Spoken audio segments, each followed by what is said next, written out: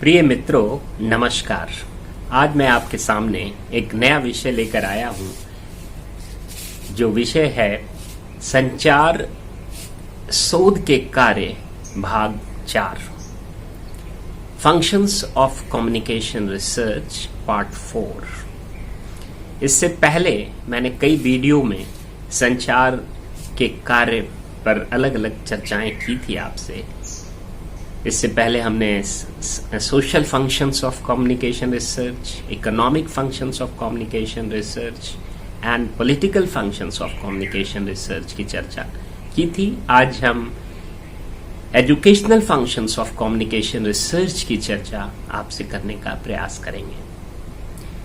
शिक्षा के क्षेत्र में संचार की बहुत अहम भूमिका है।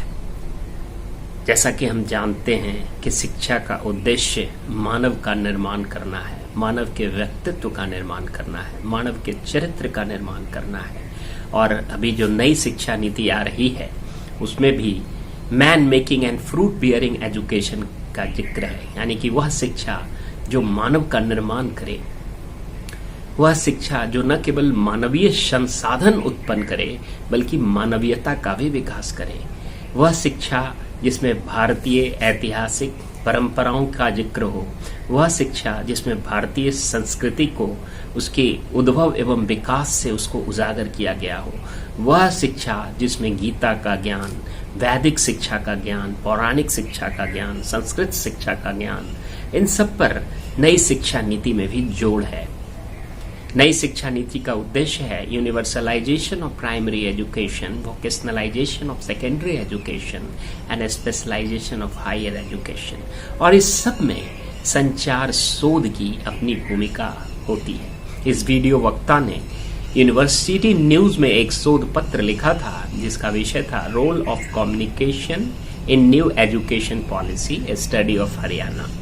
तो खैर, आज मैं शिक्षा के बारे में अलग अलग उसके जो अलग अलग रूप, स्वरूप, प्रारूप हैं उस पर मैं आपसे चर्चा करूंगा कि उसमें किस प्रकार संचार अपना कार्य कर सकता है। संचार के बहुत सारे रूप हैं जिसका भी मैंने जिक्र किया था। अंतरावैयक्तिक संचार, अंतर्वैयक्तिक संचार, समूह संचार, लोक संचार, जन संचार, कंपनात्मक संचार, ग्रहीय संचार, पराभौतिकी संचार, अनेकों रूप हैं। Body language, verbal communication, non verbal communication, और इन विभिन्न प्रकार के संचार को विभिन्न प्रकार की जो शिक्षा व्यवस्था है जिसका भी मैं जिक्र करूंगा, उसमें किसी एक में क्रॉस रिलेशन करके हम कोई भी शोध कार्य या कोई भी शोधनीय विषय, कोई भी शोधनीय समस्या उठाकर उस पर कार्य कर सकते हैं। शिक्षा का अगर हम शिक्षा की यदि हम जिक्र करें तो आरंभ में ही जो सबसे पहले प्राथमिक शिक्षा होती है।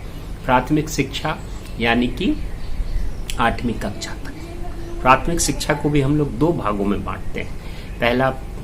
पहली कक्षा से लेकर 4थी कक्षा, इसको हम लोग कहते हैं निम्न प्राथमिक शिक्षा यानी कि लोअर प्राइमरी एजुकेशन। और 5वीं से 8वीं की जो पढ़ाई होती है उसे हम कहते हैं अपर प्राइमरी एजुकेशन यानी कि उच्च प्राथमिक शिक्षा। इन शिक्षाओं की अलग अलग समस्याएं हैं, चुनौतियां हैं, विषय हैं, मुद्दे हैं, मामले हैं। इसमें कुछ सरकारी शिक्षा के अलग समस्याएं हैं और निजी शिक्षा की अलग समस्याएं हैं। सरकारी शिक्षा के क्षेत्र में जो प्राइमरी एजुकेशन है उसमें इंफ्रास्ट्रक्चर की कमी है, बेंच नहीं, ब्लैक बोर्ड नहीं, चौक नहीं, आधुनिक तकनीक नहीं, शिक्षक नहीं, शिक्षक है तो शिक्षक छात्र अनुपात बहुत विचित्र और विकराल रूप लिए हुए है। तो इस प्रकार की कई, और जो निजी क्षेत्र है उसकी समस्या है।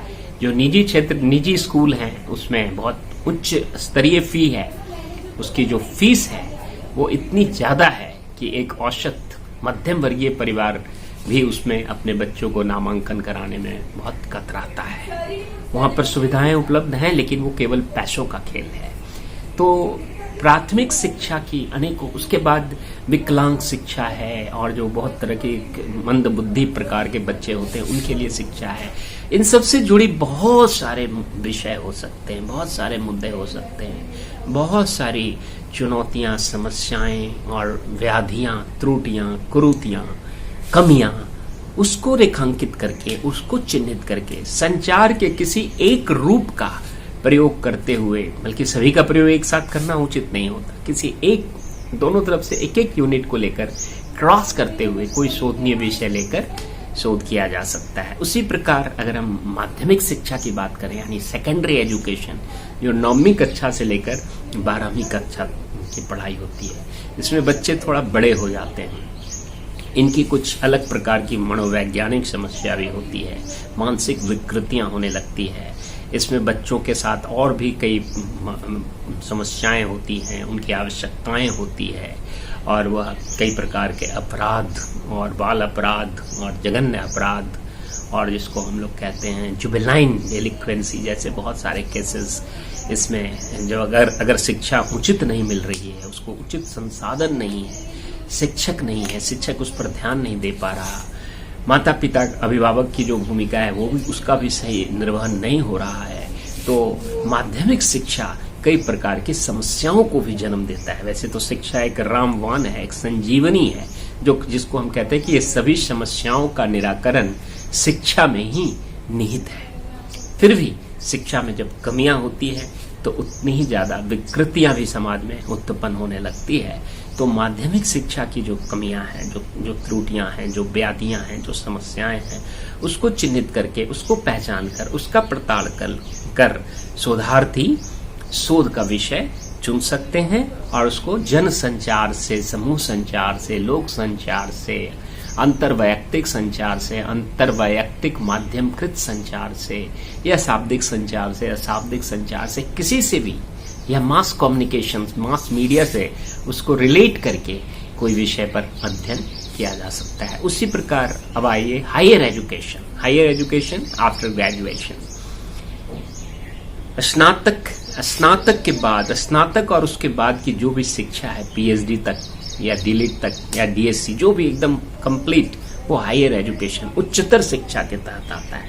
उच्चतर शिक्षा में उसके उद्देश्य अलग होते हैं, उसमें एजुकेशन, रिसर्च, एक्सटेंशन, ये सब इसके उद्देश्य होते हैं, और अच्छे रिसर्च की आवश्यकता होती है। एक्सटेंशन वर्क भी उतना ही इम्पोर्टेंट होता है, और क्वालिटी एजुकेशन का भी बहुत महत्व होता है। केवल क्वांटिटी नहीं कि केवल डिग्रियां बढ़ रही है और लोगों को ज्ञान नहीं प्राप्त हो रहा, उनका विकास नहीं हो रहा, उनके अंदर में कोई वो दक्षता नहीं विकसित हो पा रही, वो योग्यता नहीं बन पा रही जिसकी समाज को, संसार को, उद्योग को आवश्यकता हो। तो higher education has lot many problems, lot many challenges, so many issues and so many subjects and topics are there to select as far as higher education is concerned. इसमें भी निजी क्षेत्र है, सरकारी क्षेत्र है, अर्ध सरकारी क्षेत्र है, ट्रस्ट क्षेत्र है। इन सब की समस्याओं को शोधार्थी रेखांकित कर सकता है, उस पर काम कर सकता है और उस पर शोध कर सकता है। इसके अलावा प्रोफेशनल एजुकेशन, जिसको हम व्यावसायिक शिक्षा कहते हैं, जिसको हम जॉब ओरिएंटेड कोर्स भी कहते हैं। हालांकि जॉब ओरिएंटेड कितना है वो तो बात की बात है, लेकिन बहुत सारे job oriented and professional courses हैं, व्यावसायिक एवं रोजगारोन्मुख शिक्षा। तो ऐसे बहुत सारे नए कोर्स पूरे देश में कुकुरमुत्ते की तरफ फैल चुकी है, लेकिन क्या वो कितना रोजगार दिला पाती है? वो किस प्रकार का जो प्रोडक्ट तैयार हो रहा है वो क्या उद्योग की आवश्यकता के अनुसार है? डिग्री तो मिल जाती है, लेकिन उसकी क्या महत्ता है, उसकी क्या सार्थकता है, उसकी क्या उपयोगिता है, उसका क्या योगदान है? उसने छात्रों के व्यक्तित्व निर्माण में, उसमें आत्मविश्वास जगाने में, उनकी संचार दक्षता विकसित करने में, उन्हें योग्य व सुयोग्य बनाने में कितनी भूमिका निभाई है? इन सब पर गहन अध्ययन किया जा सकता है, शोध किया जा सकता है, और संचार के किसी एक रूप, प्रारूप, प्रतिरूप का उपयोग कर शिक्षा के किसी एक रूप, किसी एक यूनिट को लेकर उस पर हम अध्ययन कर सकते हैं। उसके बाद टेक्निकल एजुकेशन, तकनीकी शिक्षा, technical education and technological education, ये दोनों अलग अलग है। प्रौद्योगिकी शिक्षा, तो तकनीकी शिक्षा और प्रौद्योगिकी शिक्षा जिसमें इंजीनियरिंग, जिसमें मेडिकल भी उसी में आता है, और तकनीकी शिक्षा जिसमें पॉलिटेक्निक, इस तरह के बहुत सारे प्रोफेशनल वोकेशनल कोर्सेज होते हैं, इसको हम तकनीकी शिक्षा कहते हैं। और तकनीकी शिक्षा की भी बहुत सारे मुद्दे हैं, बहुत सारे विषय हैं, पहलू हैं, मामले हैं, चुनौतियां हैं, समस्याएं हैं, व्याधियां हैं, बाधाएं हैं। वो समाज के लिए किस प्रकार सार्थक उपयोगी सिद्ध हो, उससे संबंधित कोई मुद्दे को, किसी बिंदु को चुनकर उस पर शोधार्थी काम कर सकते हैं।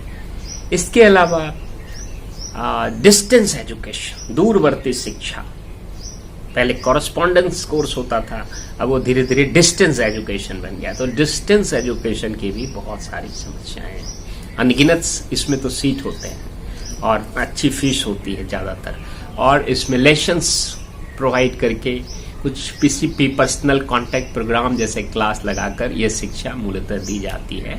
उसमें भी कुछ प्रैक्टिकल असाइनमेंट, प्रोडक्शन, पोर्टफोलियो या कुछ डिजर्टेशन जैसा चीज दिया जाता है। लेकिन वो किस हद तक भारत जैसे विकासशील देश में अपनी सार्थकता को सिद्ध कर पा रही है? जैसे बहुत सारे विकसित देशों में डिस्टेंस एजुकेशन एक वर्चुअल एजुकेशन की तरह है, जो ज़्यादातर ऑनलाइन क्लासेस लगाता है। वर्चुअल क्लासरूम को क्रिएट करके वो लोग ज़्यादातर अपने इस कार्य में सार्थकता सिद्ध कर पा रहे हैं। लेकिन भारत में जो डिस्टेंस एजुकेशन है उसकी गुणवत्ता को लेकर बार बार प्रश्न उठता रहा है। तो वो कितना सार्थक, उपयोगी, महत्वपूर्ण है, इसके समस्याओं को चिन्हित कर रेखांकित करके शोधार्थी अपना कार्य, कोई अनुसंधान कार्य कर सकते हैं। आजकल ऑनलाइन एजुकेशन एक नया मुद्दा है। खास करके इस कोरोना काल में ऑनलाइन एजुकेशन बहुत ज़्यादा लोकप्रिय होता जा रहा है, क्योंकि सब जगह लॉकडाउन है, क्लासरूम टीचिंग बंद हो चुका है। इवन की स्कूली शिक्षा, प्राथमिकी शिक्षा, माध्यमिक शिक्षा, उच्चतर शिक्षा, रोजगारोन्मुख शिक्षा, जितने प्रकार की शिक्षा की बात मैंने की अभी आपसे, उन सब में आजकल ऑनलाइन एजुकेशन पर बहुत जोर है, क्योंकि लोग एक दूसरे से एक फिजिकल सोशल डिस्टेंस बना रहे हैं। तो ऐसे में ऑनलाइन एजुकेशन की बहुत आवश्यकता है, और ऑनलाइन एजुकेशन की भी बहुत सारी समस्या है। भारत जैसे विकासशील देश में तो मात्र 24% लोग ही इंटरनेट का प्रयोग करते हैं, और उसमें भी सबके पास, खुद के पास वो इंटरनेट उपलब्ध नहीं। वो कहीं जाकर किसी पुस्तकालय में, वाचनालय में, दुकान पर, साइबर कैफे में जाकर भी काफी प्रतिशत उपयोग करता है, और उपयोग करता भी है तो इसकी स्पीड कई बार उतनी अच्छी नहीं हो पाती। इसलिए ये भी बहुत ही संतोषजनक स्थिति में नहीं है। और इस कोरोना काल में तो बहुत सारे नए नए ऐप, जैसे जूम से कोई पढ़ा रहा है, कोई गूगल से पढ़ा रहा है, कोई स्काइप से पढ़ा रहा है, कोई मूक से पढ़ा रहा है, कोई यूट्यूब बनाकर पढ़ा रहा है, कोई फेसबुक पर अपनी लेक्चर दे रहा है। तो बहुत तरह तरह से लेक्चरों का आजकल एक तरह से समझिए कि अंबार लगा हुआ है। वेबिनार हो रहा है, सेमिनार की जगह वेबिनार, एडवर्टाइजिंग की जगह वेवरटाइजिंग, है ना। तो इसमें सोशल मीडिया अपनी भूमिका निभा रहा है। शिक्षा में कई इनफॉर्मल एजुकेशन भी होता है जो मीडिया के माध्यम से मिलता है।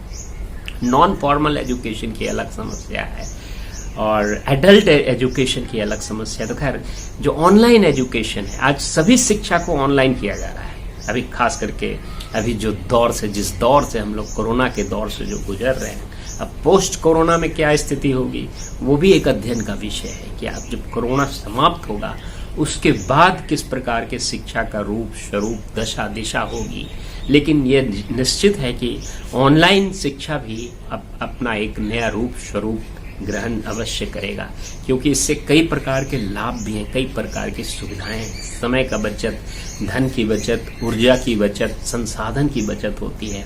लेकिन आवश्यकता है कि उसकी पहुंच कितने लोगों तक है। हमारे भारत जैसे ग्रामीण छात्रों के बीच ऑनलाइन एजुकेशन कितना महत्वपूर्ण है, और शहरों में भी जब स्पीड नहीं ठीक है इंटरनेट की, तो जब कट हो जाता है तो फिर सारी प्रवाहशीलता, एक शिक्षा का जो फ्लो ऑफ एजुकेशन है वो ब्रेक कर जाता है। तो कहने का तात्पर्य यह हुआ कि ऑनलाइन शिक्षा भी कई प्रकार की, इससे जुड़ी कई प्रकार की अनगिनत चुनौतियां हैं, समस्याएं हैं, स्थितियां हैं, परिस्थितियां हैं, मुद्दे हैं, पहलू हैं, व्याधियां हैं, त्रुटियां हैं, क्रूतियां हैं, कमियां हैं। इनको पहचान कर शोधार्थी अपना शोध कार्य कर सकता है।